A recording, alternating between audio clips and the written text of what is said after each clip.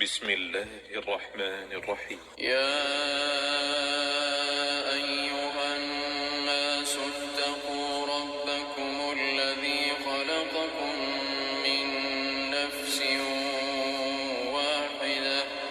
وخلق منها زوجها وبث منهما رجالا كثيرا ونساء واتقوا الله الذي تساءلون به والأرحام إن الله كان عليكم رقيبا وآتوا اليتامى أموالهم ولا تتبدلوا الخبيث بالطيب ولا تأكلوا أموالهم إلى أموالكم إنه كان حوبا كبيرا وإن خفتم ألا تقسطوا في اليتامى فانكحوا ما طاب لكم من النساء مثنى وثلاث ورباع فإن خفتم ألا تعدلوا فواحدة أو ما ملكت أيمانكم ذلك أدنى ألا تعولوا وآتوا النساء صدقاتهن نحلة فإن طبن لكم عن شيء منه نفسا فكلوه هنيئا مريئا ولا تؤتوا السفهاء أموالكم التي جعل الله لكم قياما وارزقوهم فيها واكسوهم وقولوا لهم قولا معروفا وابتلوا اليتامى حتى إذا بلغوا النكاح فإن آنستم منهم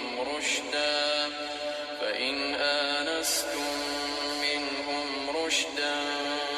فادفعوا إليهم أموالهم ولا تأكلوها إسرافا وبدارا أن يكبروا ومن كان غنيا فليستعفف ومن كان فقيرا فليأكل بالمعروف فإذا دفعتم إليهم أموالهم فأشهدوا عليهم وكفى بالله حسيبا للرجال نصيب مما ترك الوالدان والأقربون وللنساء نصيب مما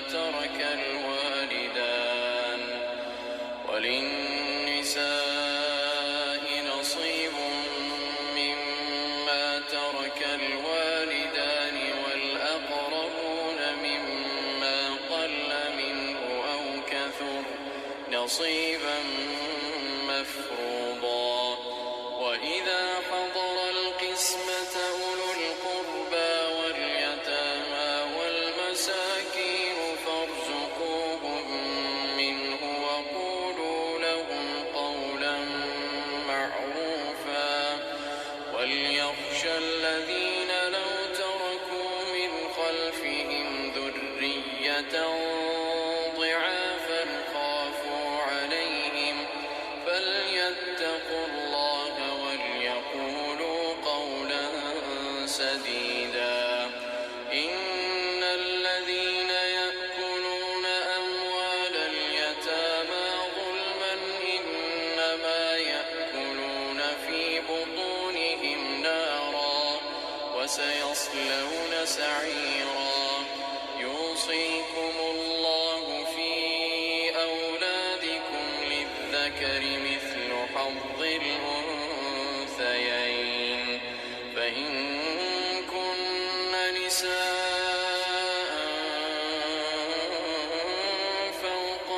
اثنتين فلهن ثلثا ما ترك،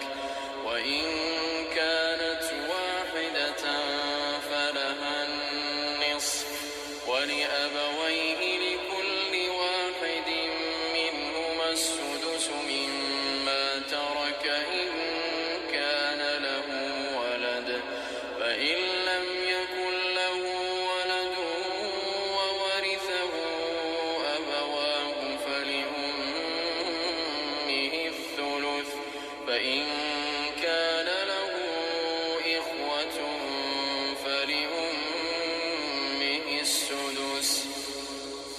من بعد وصية يوصي بها أو دين. آباؤكم وأبناؤكم لا تدرون أيهم أقرب لكم نفعا، فريضة من الله،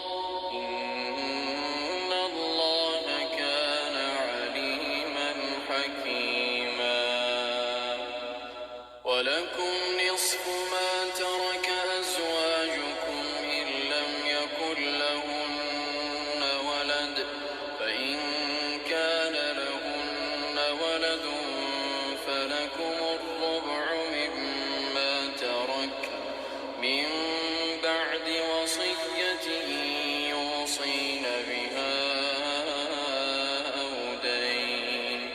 ولهن الربع مما تركتم إن لم يكن لكم ولد،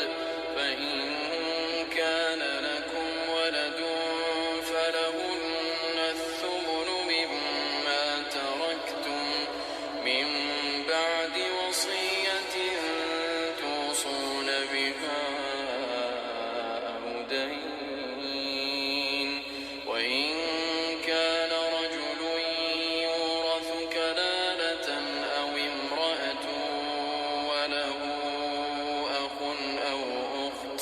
فلكل واحد منهما السدس، فإن كانوا أكثر من ذلك فهم شركاء في الثلث من بعد وصية يوصى بها أو دين غير مضار، وصية من الله، والله عليم حليم. تلك حدود الله، ومن يطع الله ورسوله يدخله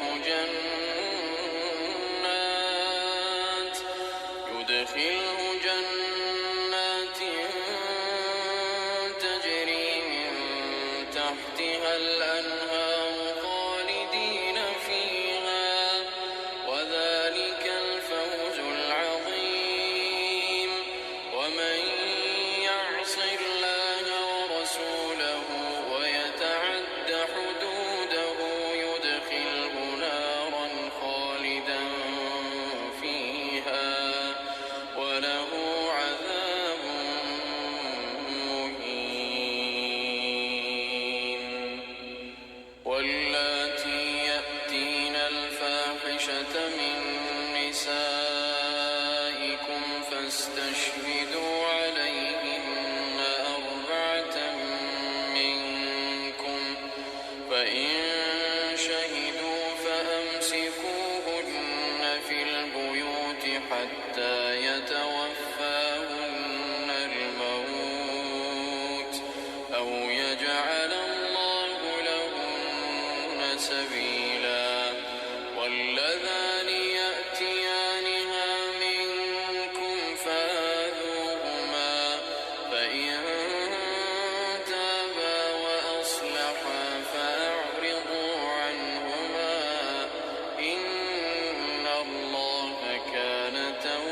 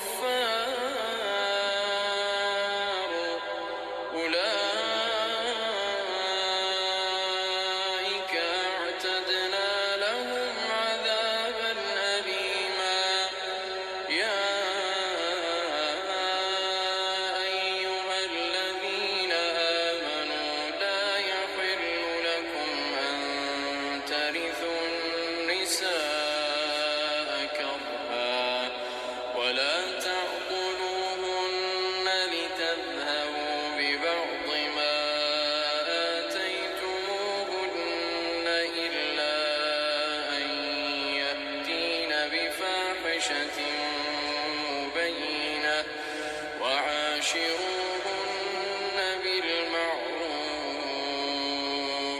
فإن كرهتموهن فعسى أن تكرهوا شيئا ويجعل الله فيه خيرا كثيرا. وإن أردتم استبدال زوج مكان زوج وآتيتم إحداهن قنطارا فلا تأخذوا منه شيئا أتأخذونه بهتانا وإثما مبينا وكيف تأخذونه وقد أفضى بعضكم إلى بعض وأخذن منكم ميثاقا غليظا. ولا تنكحوا ما نكح آباؤكم من النساء إلا ما قد سلف إنه كان فاحشة ومقتا وساء سبيلا. حرمت عليكم أمهاتكم وبناتكم وأخواتكم وعماتكم وخالاتكم وبنات الأخ وبنات الأخت وأمهاتكم اللاتي أرضعنكم وأخواتكم من الرضاعة وأمهات نسائكم وربائبكم اللاتي في حجوركم من نسائكم اللاتي دخلتم بهن وربائبكم اللاتي في حجوركم من نسائكم اللاتي دخلتم بهن فإن لم تكونوا دخلتم بهن فلا جناح عليكم وحلائل أبنائكم الذين من أصلابكم وأن تجمعوا بين الأختين إلا ما قد سلف إن الله كان غفورا رحيما. والمحصنات من النساء إلا ما ملكت أيمانكم كتاب الله عليكم وأحل لكم ما وراء ذلكم أن تبتغوا بأموالكم محصنين غير مسافحين فما استمتعتم به منهن فآتوهن أجورهن فريضة ولا جناح عليكم فيما تراضيتم به من بعد الفريضة إن الله كان عليما حكيما. ومن لم يستطع منكم طولا أن ينكح المحصنات المؤمنات فمما ملكت أيمانكم من فتياتكم المؤمنات والله أعلم بإيمانكم بعضكم من بعض فانكحوهن بإذن أهلهن وآتوهن أجورهن بالمعروف محصنات غير مسافحات ولا متخذات أخدان فإذا أحصن فإن أتين بفاحشة فعليهن نصف ما على المحصنات من العذاب ذلك لمن خشي العنة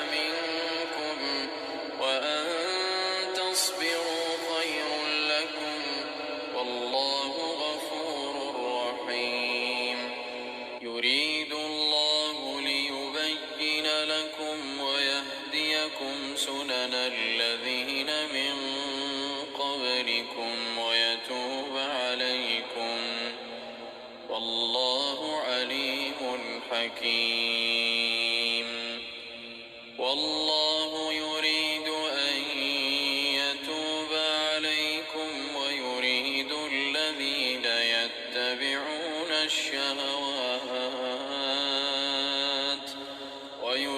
الذين يتبعون الشهوات أن تميلوا ميلا عظيما يريد الله أن يخفف عنكم وخلق الإنسان ضعيفا يا أيها الذين آمنوا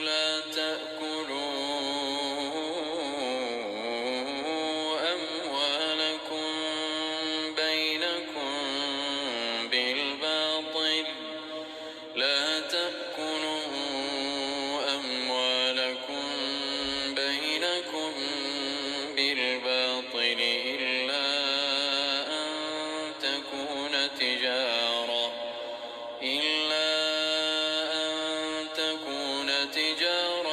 عن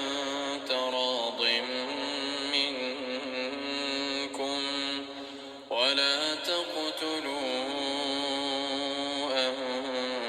أنفسكم إن الله كان بكم رحيما ومن يفعل ذلك عدوانا وظلما فسوف نصليه نارا وكان ذلك على الله يسيرا إن تجتنبوا كبائر ما تنهون عنه نكفر عنكم سيئاتكم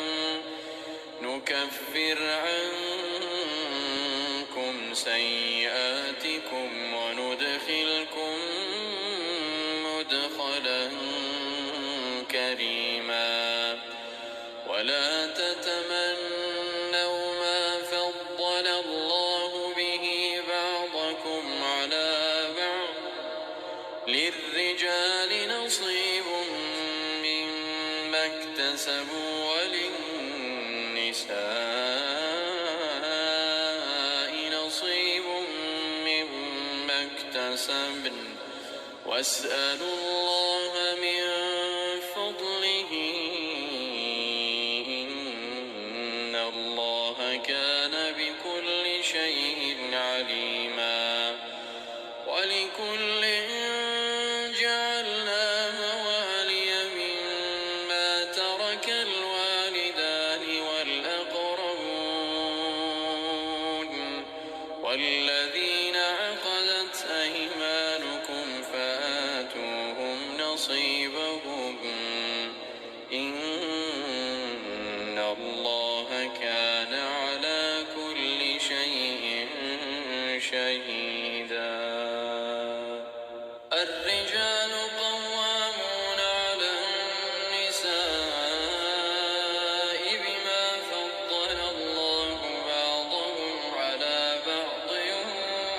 وبما أنفقوا من أموالهم فالصالحات قانتات حافظات للغيب بما حفظ الله واللاتي تخافون نشوزهن فعظوهن واهجروهن في المضاجع واضربوهن فإن أطعنكم فلا تبغوا عليهن سبيلا إن الله كان عليا كبيرا وإن خفتم شقاق بينهما فابعثوا حكما من أهله وحكما من أهلها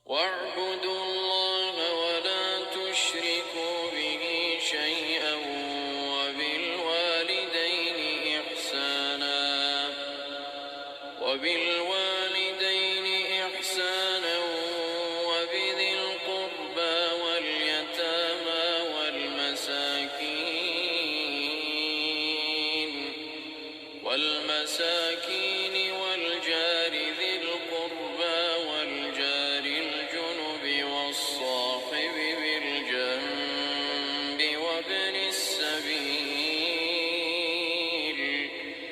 وابن السبيل وما ملكت أيمانكم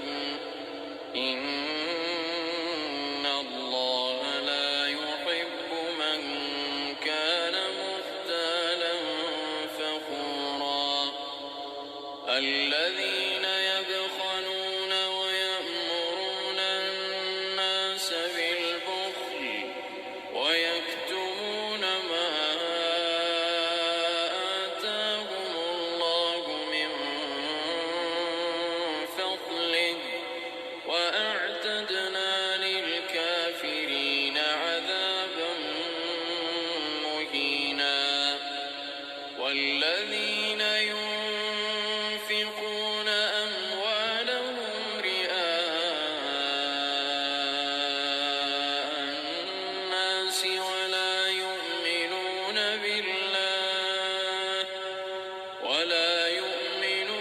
بالله ولا باليوم الآخر ومن يكن الشيطان له قرينا فساء قرينا وماذا عليهم لو آمنوا بالله واليوم الآخر وأنفقوا مما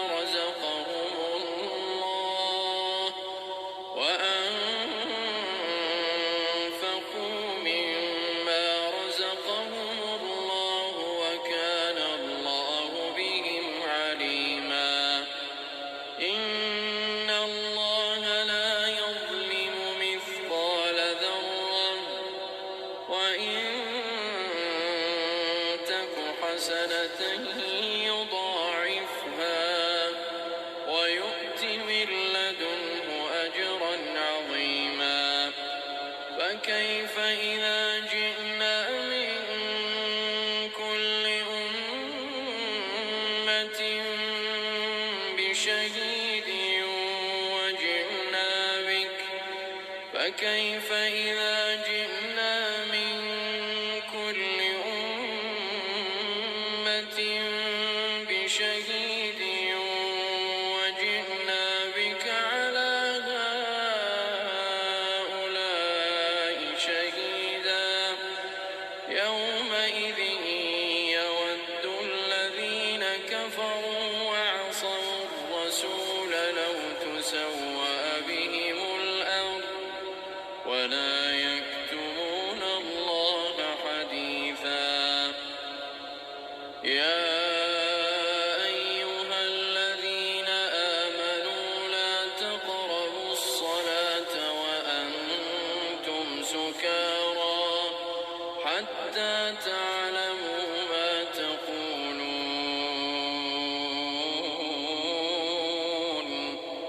ولا جنبا إلا عابري سبيل حتى تغتسلوا وإن كنتم مرضى أو على سفر أو جاء أحد منكم من الغائط أو لامستم النساء فلم تجدوا ماء فتيمموا صعيدا طيبا فامسحوا بوجوهكم وأيديكم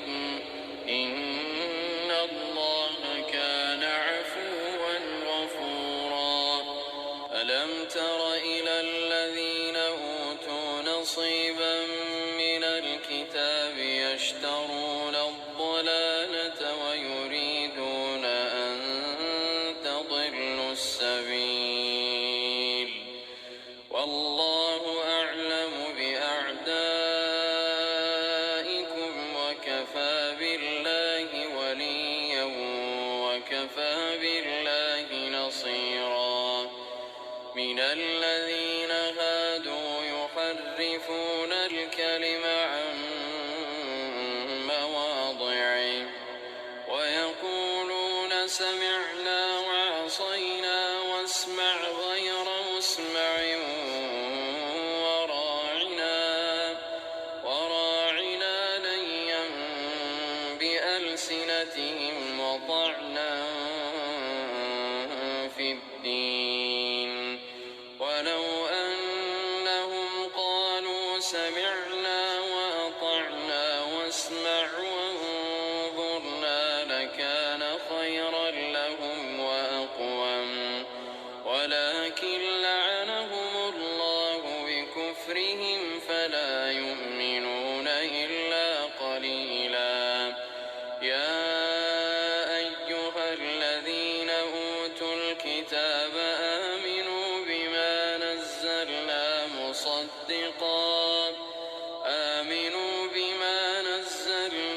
مصدقا لما معكم من قبل أن نطمس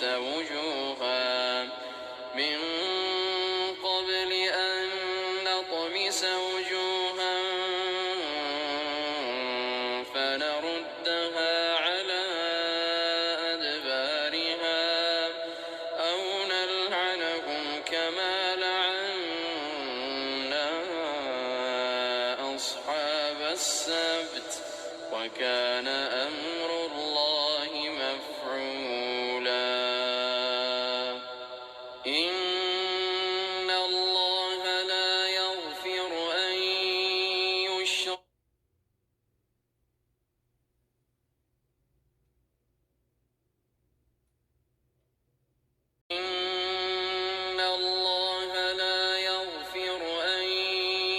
يشرك به ويغفر ما دون ذلك لمن يشاء ومن يشرك بالله فقد افترى إثما عظيما.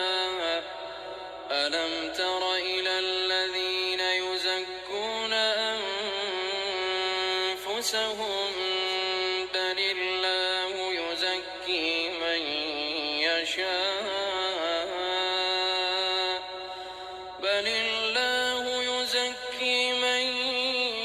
يشاء ولا يظلمون فتيلا.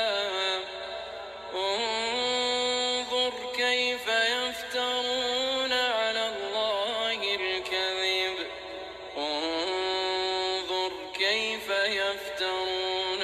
الله الكذب وكفى به إثما مبينا. ألم تر إلى الذين أوتوا نصيبا من الكتاب يؤمنون بالجبت والطاغوت ويقولون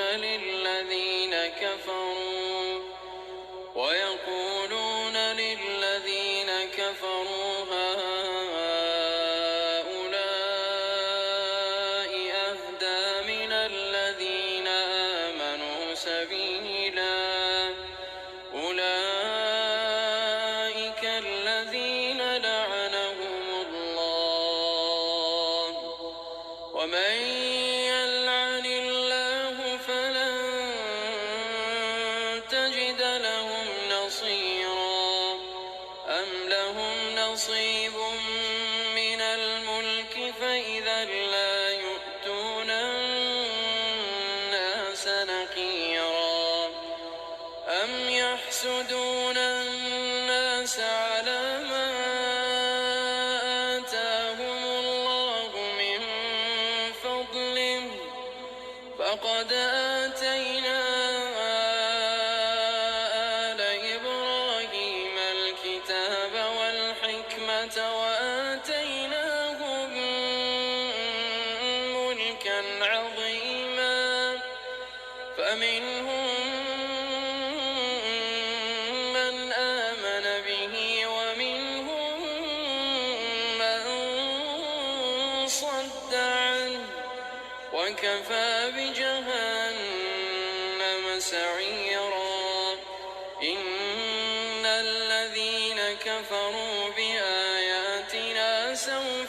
نصليهم نارا كلما نضجت جلودهم بدلناهم جلودا غيرها ليذوقوا العذاب إن الله كان عزيزا حكيما والذين آمنوا وعملوا الصالحات سندخلهم جنات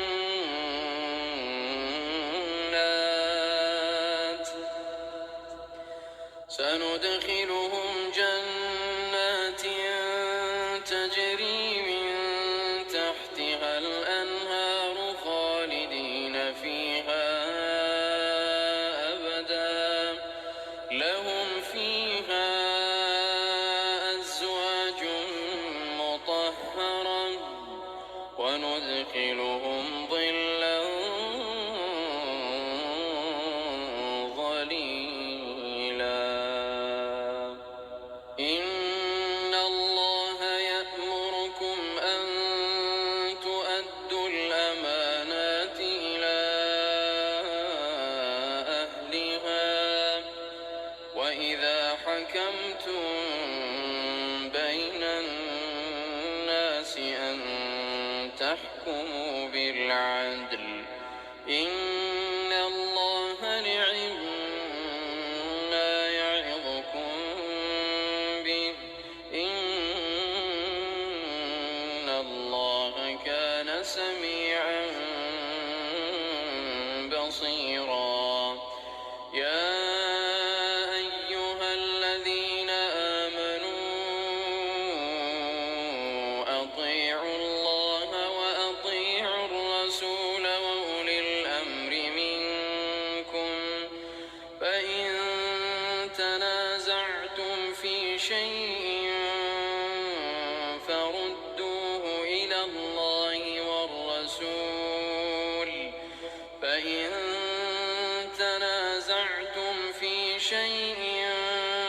فردوه إلى الله والرسول إن كنتم تؤمنون بالله واليوم الآخر ذلك خير وأحسن تأويلا ألم تر إلى الذين يزعمون أنهم آمنوا بما أنزل إليك وما أنزل من قبلك يريدون أن يتحاكموا إلى الطاغوت وقد أمروا أن يكفروا به ويريد الشيطان أن يضلهم ضلالا بعيدا وإذا قيل لهم تعالوا إلى ما أنزل الله وإلى الرسول رأيت المنافقين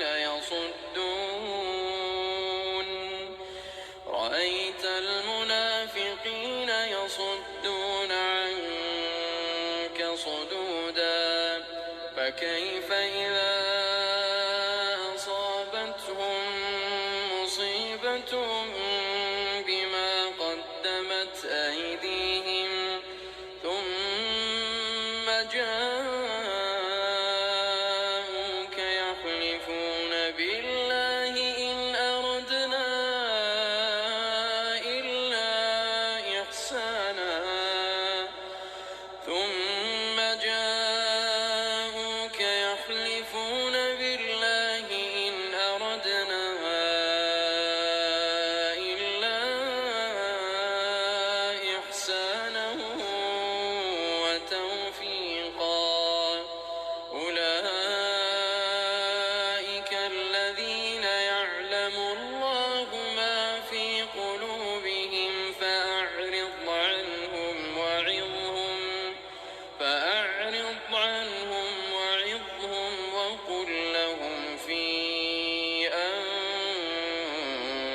أنفسهم قولا بليغا وما أرسلنا من رسول إلا ليطاع بإذن الله ولو أنهم إذ ظلموا أنفسهم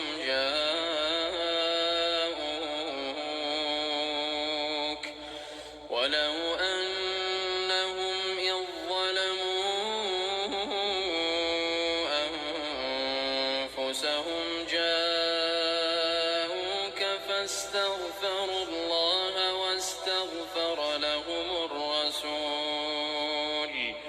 فاستغفروا الله واستغفر لهم الرسول لوجدوا الله توابا رحيما فلا وربك لا يؤمنون حتى يحكموك فيما شجر بينهم ثم لا يجدوا في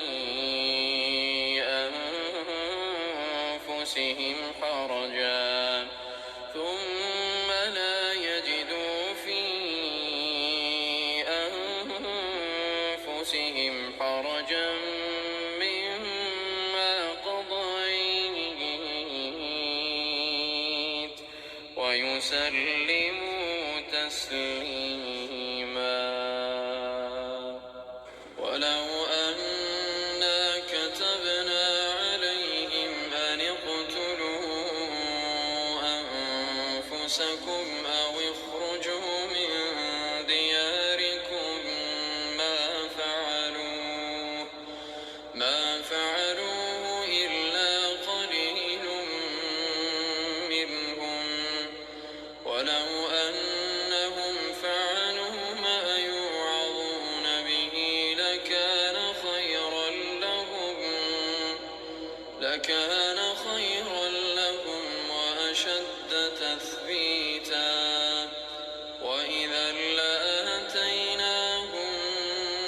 من لدنا أجرا عظيما ولهديناهم صراطا مستقيما ومن يطع الله والرسول فأولئك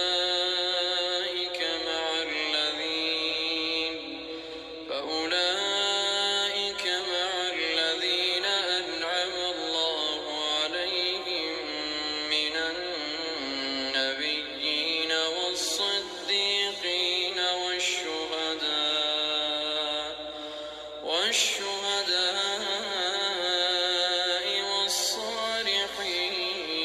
والصالحين وحسن أولئك رفيقا ذلك الفضل من الله وكفى بالله عليما يا أيها الذين آمنوا خذوا حذركم فانفروا ثبات أو انفروا جميعا وإن منكم لمن ليبطئن فإن أصابتكم مصيبة قال قد أنعم الله علي إذ لم أكن معكم شهيدا ولئن أصابكم فضل من الله ليقولن كأن لم تكن بينكم وبينه مودة يا ليتني كنت معهم فأفوز فوزا عظيما فليقاتل في سبيل الله الذين يشرون الحياة الدنيا بالآخرة ومن يقاتل في سبيل الله فيقتل أو يغلب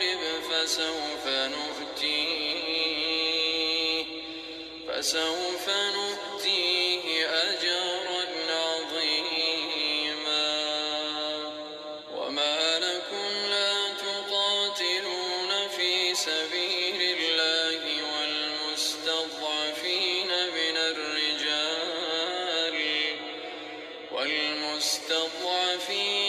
الرجال والنساء والولدان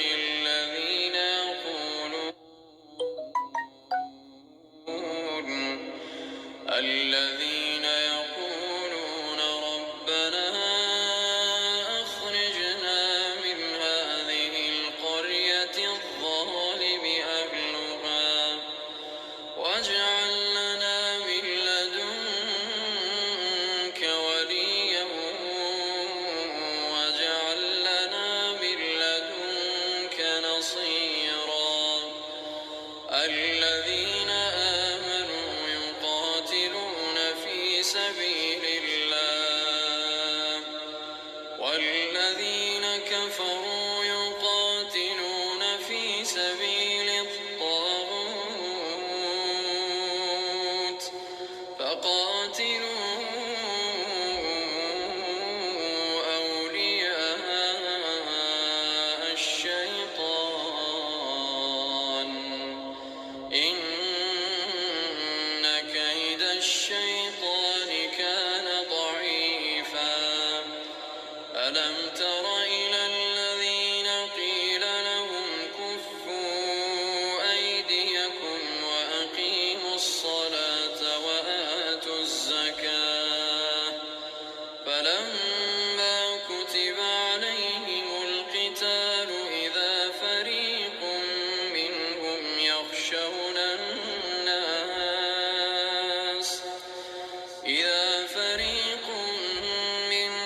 يخشون الناس كخشية الله أو أشد خشية وقالوا ربنا لم كتبت علينا القتال لولا أخرتنا إلى أجل قريب قل متاع الدنيا قليل والآخرة خير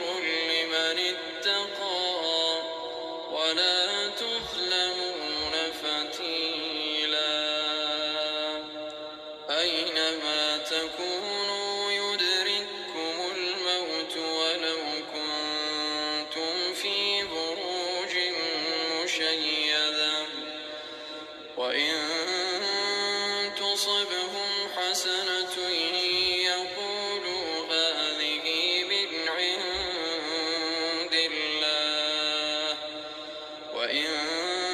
تصبهم سيئة يقولوا هذه من عندك قل كل من عند الله فما لهؤلاء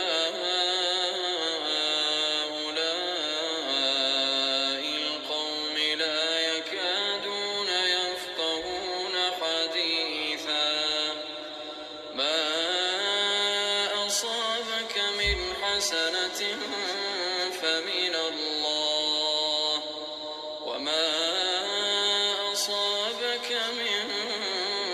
سيئة فمن نفسك وأرسلنا